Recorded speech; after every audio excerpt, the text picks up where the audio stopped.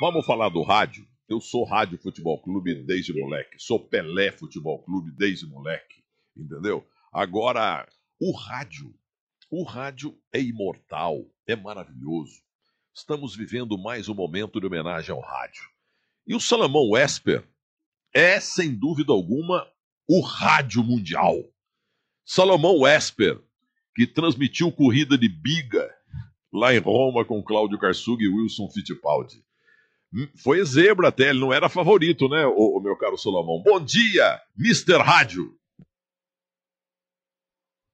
Alô, Salomão. Alô?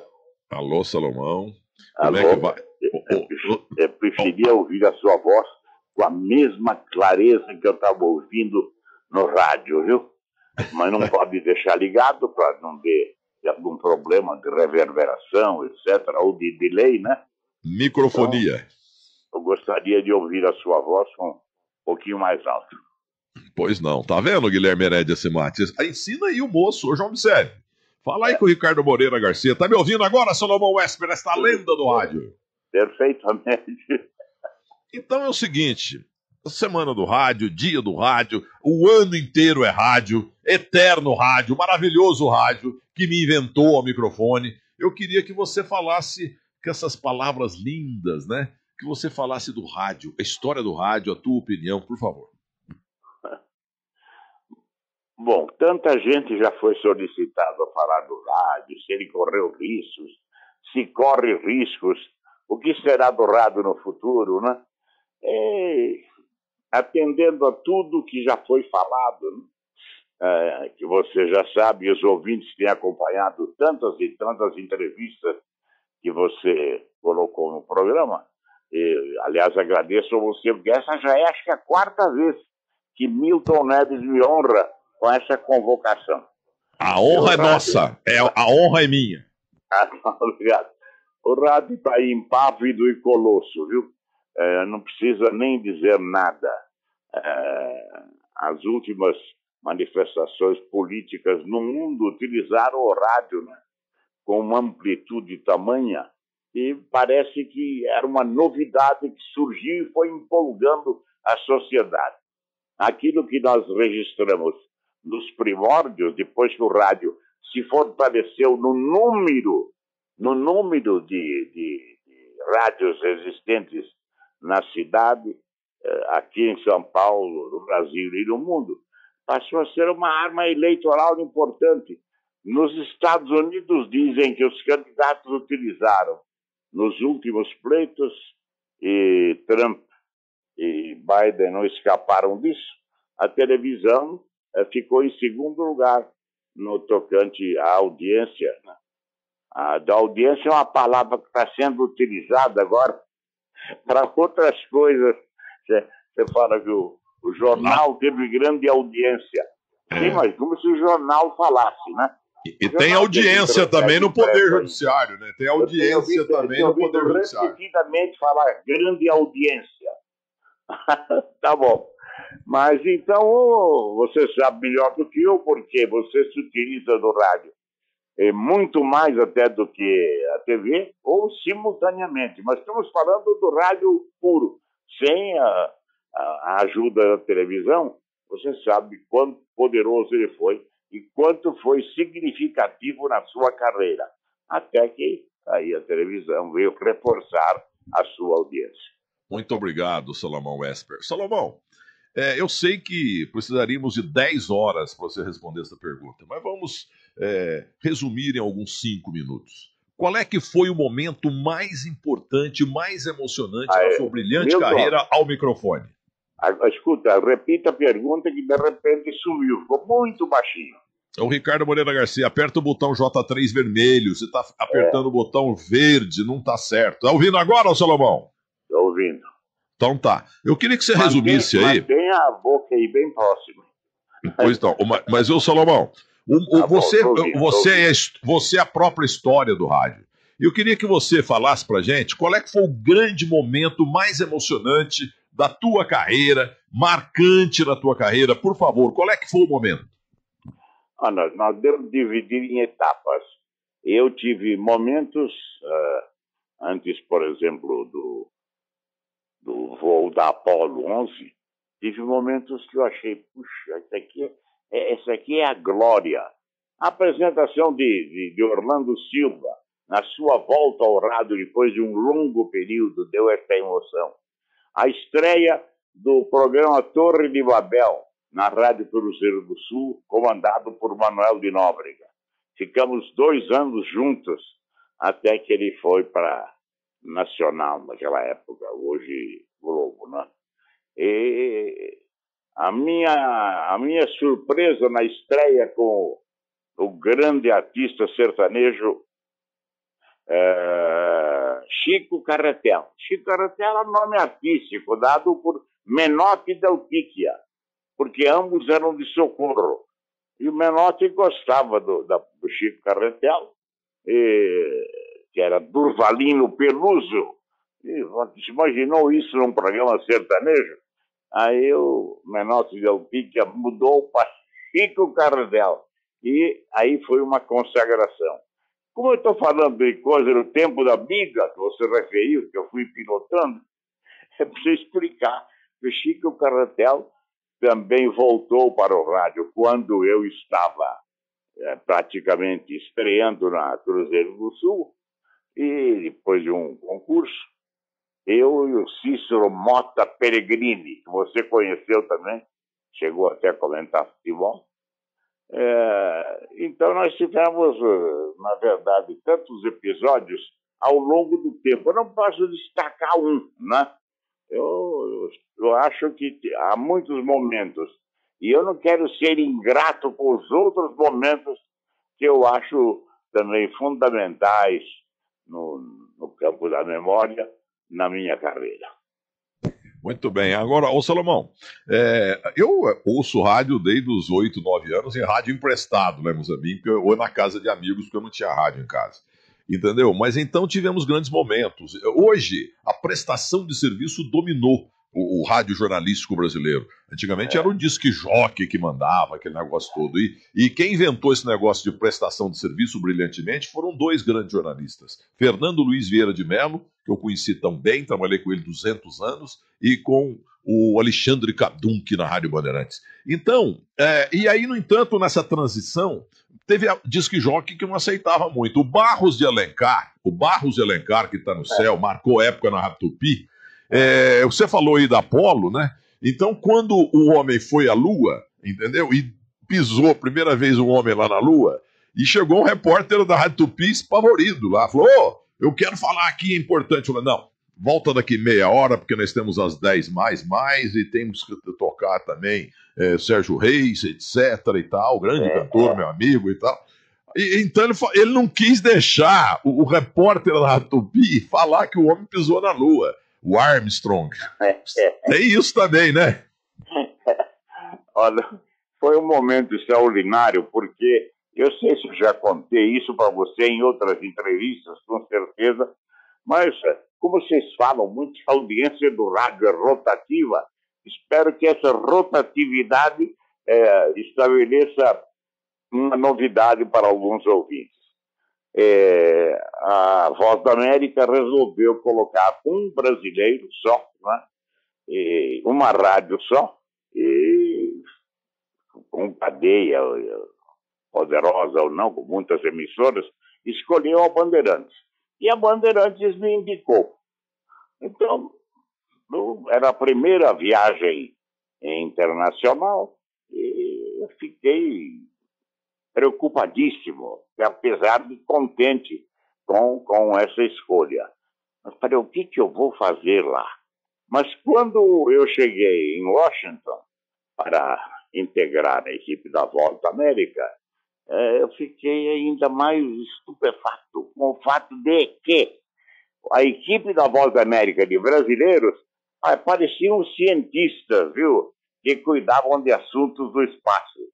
Porque eles falavam em apogeu, perigeu, tudo. Eu falei, meu Deus do céu, o que eu vou fazer com essa gente aí?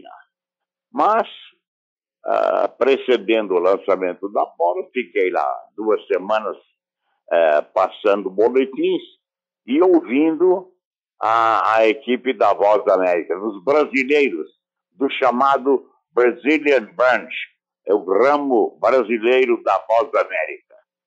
Fiquei ouvindo, e quando eu passava boletins precedendo o histórico feito de Armstrong pisar na Lua, a Lilian Lamacchia, que era a diretora, Lilian Lamacchia, sim, italiana, quer dizer, ascendência italiana. Ela me ouviu passando os boletins precedendo o dia do lançamento e disse: Salomão, você pode colocar o fone de ouvido, pode acompanhar tudo que estão dizendo, as informações que o Pedro Catá, que era chefe de todos eles, um mineiro vibrante, né, que integrava a equipe da Voz da América, ele estava em Cabo Canaveral e nós acompanhando aquele aparato da TV, né, coisa extraordinária, a exposição dos jornalistas, né? E ela disse: você pode interromper, participar como se fosse da equipe. Fiquei honrado com isso. O que eu podia fazer lá? Foi solicitado, felizmente, a reação de um brasileiro diante do histórico feito, né? Mas antes do pouso na Lua, da descida do Armstrong, todas aquelas narrativas dos locutores da Voz da América poderiam me deixar afastado, né, da competência. Mas eles também me trataram como a reação de um brasileiro, jornalista brasileiro, presente e assistindo o histórico feito de Armstrong, Aldrin e Collins. E, para minha surpresa, parece que a minha intervenção foi agradando, a tal ponto que, em qualquer momento, eles solicitavam a minha opinião e a minha reação. E eu me lembro que ficaram muito preocupados com a história do Armstrong. Pegaram uma pedra na Lua. Né? E eu falei: olha, se a gente estivesse no Brasil, não teria nenhuma dúvida. Em todas as pedras ao longo da estrada no Brasil, está escrito Casas Pernambucanas. E nas porteiras também, na zona rural, estava lá, Casa Pernambucana. Exatamente. E depois mudaram para Muri algumas pedras. Mas você fazia viagem pela Anhanguera, para ir até Ribeirão Preto, não tinha asfalto ainda, e era tal de o cascalho e as pedras ao longo da rodovia, né? Sempre com inscrição. Pois não, Salomão, só um minutinho, porque o Guilherme Simati tem uma intervenção, como sempre, oportuna. Fala, Guilherme. Olha o áudio que achamos aqui. Hoje é dia do rádio, tá ouvindo? Esse é nosso dia, é seu também. 25 de setembro. Dia do rádio.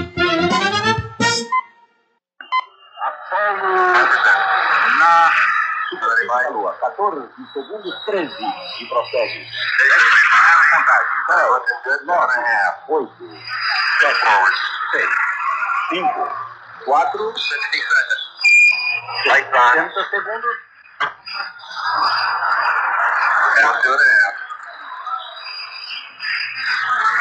Pouso. E o Brasil aplauda conosco. O mundo aplauda. Pouso quase na Lua. E Neil Armstrong e Edwin Aldrin a bordo do módulo lunar, o Águia. Aí estão dois representantes, não apenas dos Estados Unidos, mas da raça humana, em comunicação com a Terra, em comunicação com o mundo. Informaram, pousamos suavemente. Neil Armstrong, é a voz que estamos ouvindo. Exatamente às 17 horas e 18 minutos. Confirmado, senhoras e senhores ouvintes, uma espaçonave norte-americana encontra-se neste momento na superfície do nosso satélite natural. Salomão, demais, hein? Demais isso, é de chorar. Eu tô me sentindo pisando na lua também, viu? Exatamente. Poxa, mas que renovação da emoção daquele momento, viu? Aquele resgate depois da cápsula no mar, retorno, foi tudo emocionante e a coisa durou muitos dias, porque a Voz da América funcionava incessantemente, né? E a transmissão se estendia por horas e horas até o histórico feito da descida e depois do resgate dos astronautas, né? Sem dúvida. Ô Salomão, o pessoal tá mandando muita mensagem aqui, porque eu falei realmente do Barros de Alencar, que Deus o tenha, tinha uma grande audiência, mas os disc jockey mandavam muito mais que jornalismo, né? Como eu falei. Aí o repórter chegou lá, o homem pisou na lua, precisa entrar. Não, volta daqui meia hora, porque nós temos que ouvir as mais pedidas. E a mais pedida, quando se ouvir aí, Sentimental Demais, com ele, o Sérgio Reis, aí pronto, aí você vem dar a notícia. Mas outra coisa do rádio maravilhosa, né? Isso eu soube depois, né? Quando eu pintei aqui em São Paulo. Que os grandes narradores, Pedro Luiz, Fiore Gilhote, Haroldo Fernandes, quer dizer, o Jorge Cury no Rio de Janeiro, todas as rádios do Brasil, quando acompanhavam a seleção brasileira, então era assim. Algum operador aqui em São Paulo pedia a linha para Telesp, a saudosa Telesp.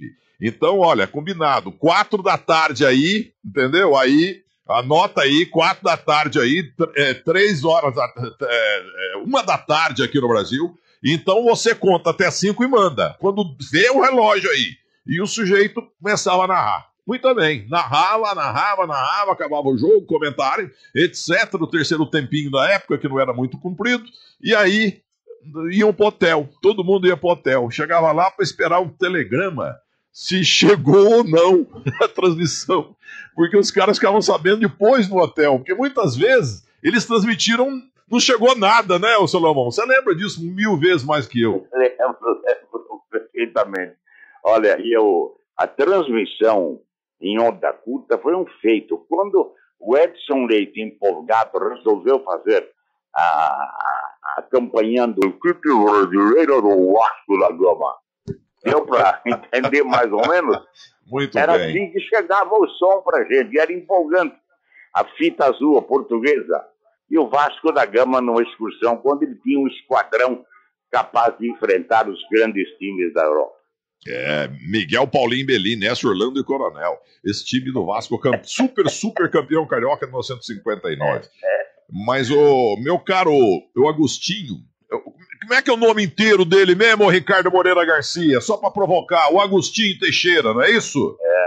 O Agostinho Teixeira tá mandando a mensagem aqui, mas só escreveu Agostinho, né? Mas é Teixeira. Então, ele tá dizendo que você é um monstro, que você é o maior homem do rádio na história do Brasil. Olha, eu fico muito grato. O Agostinho tem reiterado essas cortesias, essas gentilezas, e nessa hora eu esqueço do exagero, né? Só para ficar me deliciando com a opinião do Agostinho Teixeira, que é um homem extraordinário do rádio, porque ele tem a primazia de fazer a substituição ou participação com os maiores nomes do rádio. E quando a pessoa não era tão boa quanto ele, né, ele na expressão do poeta, beija a peçonha e não se contamina. Ele não, ele continuava mantendo, na sua simplicidade, né, a exatidão das suas palavras. E ele mandou reúne duas coisas importantes do rádio. O conhecimento e a califasia. Não basta você saber se expressar. Você precisa ter também que a palavra na boca, né, saia com aquela perfeição que no meu tempo chamavam de califasia. E os locutores eram escolhidos, né? A Bandeirantes teve aí as melhores vozes do rádio reunidas, como Pimentel, Humberto Marçal, Flávio Pérez.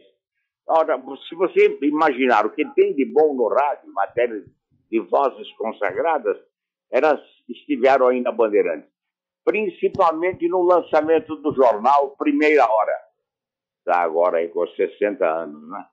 E o Jornal Primeira Hora, então, foi uma surpresa ele entrar no ar com 4 vozes extraordinárias. E nós acabamos alijando, com todo respeito, o grande jornal falado Tupi, que dominava já há décadas a audiência no rádio de São Paulo. Muito bem. Um feito que se deve a pessoas como o Agostinho Teixeira, que veio depois, mas participa de tudo que é necessário. E eu lembrei até, para homenagear o Agostinho, que quando o Zé Paulo chefiava o departamento de jornalismo e preparava os cachês, eram muitos por missões especiais, supressão de férias, ou transferência a outra data, e finalmente, todo mês, era uma série de cachês que a gente, o Zé Paulo preparava, mandava, e assinava e levava para aprovação do nosso diretor financeiro na época, que era o José Saad. E cada vez que aparecia lá o nome do José Maria Scachetti, cachê de tanto pela substituição de fulano de tal. Aí eu pegava mais um papel embaixo e adiantava de novo o nome do Zé Maria Scachetti. Substituição de fulano de tal, que era o nosso colega, nas férias tal. Aí o Zé Saad fez uma pausa e disse, puxa vida, mas como é bom esse Zé Maria, hein? Podia deixar só ele, em vez de tanta gente. O Agostinho seria capaz disso, de substituir muita gente, porque ele está agindo com versatilidade, com conhecimento, com fluência em todos os programas de que ele participa. E, quando ele está solo, nem precisa dizer. Aí não tem ninguém para atrapalhar ou para ajudar. Ele domina sozinho toda a audiência. Né? Tá vendo, ô Salomão? O Agostinho Teixeira, ele começou... Eu não sou tão veterano quanto você, mas eu tô na área aí há décadas, né? E então eu vi meninos aí, meninas começando. Eu era o plantão esportivo, né? E já apresentava programa. E uma molecada começou a chegar. César Tralli, Mona Lisa Perrone, o Ernesto Palha, entendeu? E que um dia ele entrou no ar, o Silvério não ouviu direito o nome do menino que estava começando, repórter rodoviário. As suas informações, Ernesto Paia. Ele falou assim, antes de ligar o microfone, ele falou, Paia, sabe? Depois ligou, pois não, Silvério, aqui na Anchieta, não sei o quê. Então, esses meninos aí, e o Agostinho Teixeira também, ele me mandou uma mensagem em francês aqui agora, no Zap, porque ele aprendeu francês com a mulher dele, se conheceram na redação, casaram, já tem 11 filhos. Agora, ô menino, como é que vai? Toda vez que eu coloco o Salomão Esper no ar, você chora. Você chora. Ai, Milton, bom dia pra você, Ele vai falar pros ouvintes. Mas você sabe que a gente vai ficando velho, vai ficando frouxo, né? E eu tava lembrando aqui, faz 36 anos que eu comecei, já faz tempo, né? E você sabe que o meu pai ouvia o Pulo do Gato todo dia. Eu era molequinho, pequenininho, devia ter uns 6 anos. Meu pai me acordava para ir para a escola. E a lembrança mais remota que eu tenho, viu, Salomão, Milton, assim, meu pai me chamando, aquele cheiro de café que dominava a casa inteira, que meu pai fazia o café com coador de pano, esse que é bom, né, Milton? E o som do Pulo do Gato, aquele gato miando que eu odiava. Esse é o legítimo café, viu? De café eu entendo que eu pranto também. Mas olha, eu juro por Deus pra vocês, eu sinto agora, eu sou capaz de sentir agora o cheiro do café e ouvir esse gato que na época eu odiava o gato.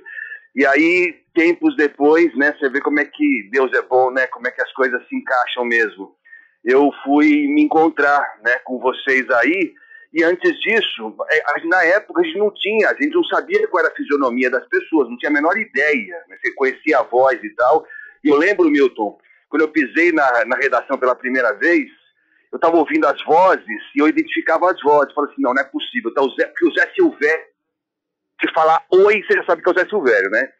O Milton Neves também. Quando eu ouvi a voz do Milton Neves, eu virei para ver quem era o Milton Neves que eu ouvia todo domingo.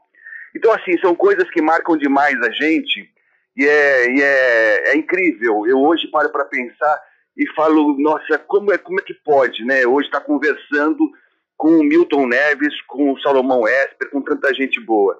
É a magia mesmo, né? O rádio é um negócio mágico mesmo, a gente sabe a ligação que o ouvinte tem com a gente sabe a importância que o rádio tem, ainda mais num país nosso, tão desigual, em que as coisas mais naturais não são garantidas para todo mundo. Então a gente tem uma importância muito grande. Assim, eu não sei nem como dizer, como é que eu estou aqui hoje, cheguei nessa fase da minha vida, consegui, acho que tudo que eu queria no rádio, acho que não tem mais nada, eu quero só continuar. E estar aqui com vocês é um presente, viu? Agora, você aprendeu francês com a tua esposa? Eu lembro quando vocês começaram a namorar, né? Então, olha, pelas suas palavras, mon ami, c'est très bien. Milton, Parabéns. Obrigado. Muito bem. Cantar como a mulher dele. É uma voz extraordinária. Que deveria estar no proscênio. Como eu falava aí, gostavam de repetir. Aquela parte que fica na frente do palco, logo depois da ribalta, né? E a mulher dele merece até um auditório melhor. Mais sucesso pelos méritos, pela sua voz extraordinária. Depois, se o Milton Neves estiver interessado, o Agostinho pode prodigalizar sem dúvida essas aparições dela. Ô Agostinho, então é isso. Eu vi muitos casais nascerem também, como foi o teu caso, né? E também o Vicari. Fizeram também, né, Milton? Ah, sim, então. O Vicari se apaixonou por uma colega nossa lá, que gente boa, minha grande amiga, mas esqueci o nome dela. Entendeu? Estão casados até hoje. O Vicari brilhante lá na ESPN. Então, Agostinho, pode falar em francês, agradeça aí o mestre, por favor. Eu não consigo em português agradecer. Vou ousar falar em francês. O Salomão é um exemplo para todos nós. O Salomão é fantástico. Deus deu essa lucidez por muitos e muitos anos para o Salomão, porque ele é uma marca. Toda vez que ele entra no ar na Bandeirantes, e a gente sempre coloca, por qualquer motivo, a gente arruma um motivo para colocar o Salomão no ar, porque o ouvinte ama o Salomão. Eu amo o Salomão. O Salomão sabe disso. O Salomão, a Bandeirantes só antes, por muita gente, mas por causa do Salomão. Bom, em nome de todo mundo que ama o rádio, e eu amo demais o rádio, muito obrigado por tudo, viu? Que Deus te abençoe sempre. Peraí, Agostinho, uma formação também aqui histórica, o Salomão Esper, lá em Jerusalém, a capital mundial da fé, ele era pedreiro, o Salomão Esper. Tanto ele fez as muralhas de Jerusalém. Ai, tá bom. Agostinho. Quando o Milton Neves me apresenta, eu me sinto assim, como a mais longeva, né? Das rainhas do mundo. O Milton Neves pode tudo, Salomão. Ele tem liberdade poética. Ele pode. Para fazer aquelas muralhas lá, cada rocha, vou dizer uma coisa para você. Mas um abraço, Agostinho. Bom dia. Com Deus, Milton. Beijo, Salomão. Beijão, pessoal. Obrigado, viu? Obrigado, Agostinho, obrigado. Mas o Milton Neves falava dos grandes locutores esportivos. Eu, em Santa Rita do Passa Quatro, pela facilidade da sintonia, eu ouvia o Aurélio Campos transmitindo pela difusora, pela onda curta, que era muito boa, né? E depois a Bandeirantes colocou todas as 3 ou 4 ondas curtas à disposição na narrativa dos grandes jogos. Mas naquela fase, a difusora dava preferência ao Corinthians, e eu, como corintiano, já sabia. Corinthians jogando, já ligava no Aurélio Campos. É assim até hoje. Até hoje. É só Corinthians. Até o dia que o Corinthians acabar, na Crônica Esportiva acaba também. Salomão, você é uma lenda. Um grande abraço para você. E você é um exemplo para todos nós que falamos um pouquinho também em relação a você. Falamos muito pouco. E no talento. Um abraço para você, Salomão. Muito obrigado, hein? Muito obrigado.